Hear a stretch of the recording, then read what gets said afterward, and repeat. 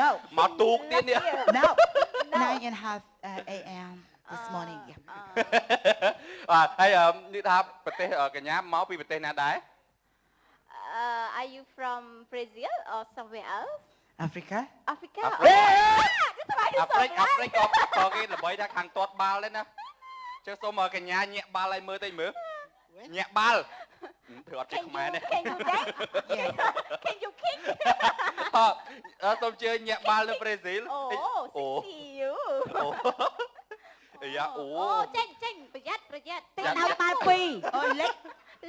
លេខថាលេខ អូលេខយេ អង់គ្លេសក៏លេចដូចគ្នាដែរ លេខដែរឃើញដូចគ្នា អរេតាមគាត់ទៅតារាចម្រៀងរូបនេះខ្ញុំស្គាល់គាត់ហើយ បាទ គាត់មនុស្សស្រីដែលចឹងគាត់អត់ចេះញាក់បាល់ញាក់អីគាត់ធ្លាប់ត្រេះបាល់ បាទ ចាត្រេះ ចាំ បា មើល ល់ ត្រេះបាល់មកទៅអាចត្រេះបាល់មើល ប្រេញើ ត្រេះបាល់ ប្រញើ ណា ប្រេញើមិនប្រគ្រឹទេ អូនចេះទៅលោកអើយប្រ ប្រេញើមិនត្រេញ តែនិយាយខ្មែរមកមិនស្រីចង្រៃ ត្រេបា ត្រេះបាល់ ត្រាល់បេះត្រាល់បេះ you know how to track Yeah I know ត្រេ track អី អត់ត្រេះបាល់ មួយត្រេ អត្រេះ no អេចាំបាច់ញាក់មកខាងនេះយើងទៅនោះទៅពេលត្រេះ អឺតែនេះអត់មានអី អ ត្រេ រេចា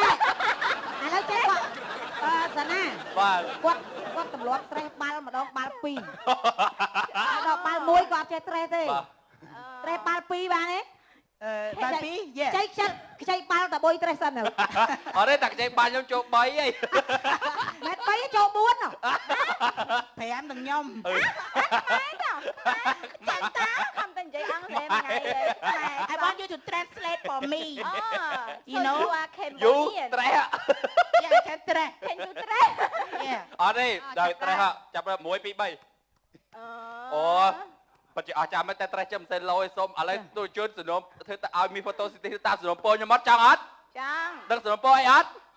យកក្បាលថែបាល់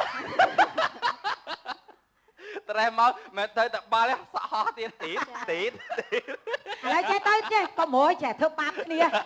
ខំពាក់សក់ស្អាតទៅសំណុំពរឲ្យគ្នាត្រេះបាល់ក្បាលល្មិច ប្រេញើប្រេញទៅ ឥឡូវចេះឥឡូវតាមសំណុំពរខ្ញុំអត់តាមទេ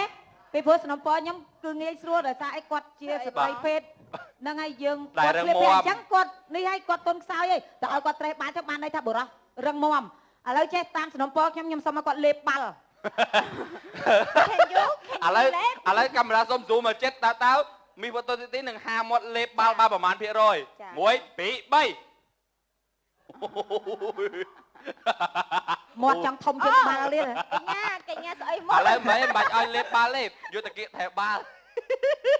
អូយបានខ្ញុំហត់នេះជាមួយហើយ ចាសម្រាប់សិន ប្រេញទេ អូខេ thank you បាទសុំចិត្ត ឈប់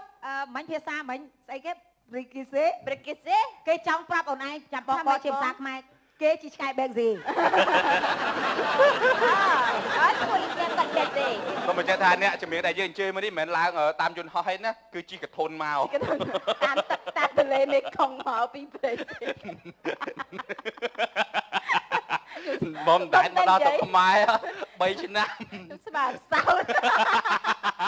ហើយដល់ពេលណាគាត់ជីកធុនហត់ចឹងទៅគាត់ហត់គាត់លឹបចូលទឹកគាត់ពាក់កធុន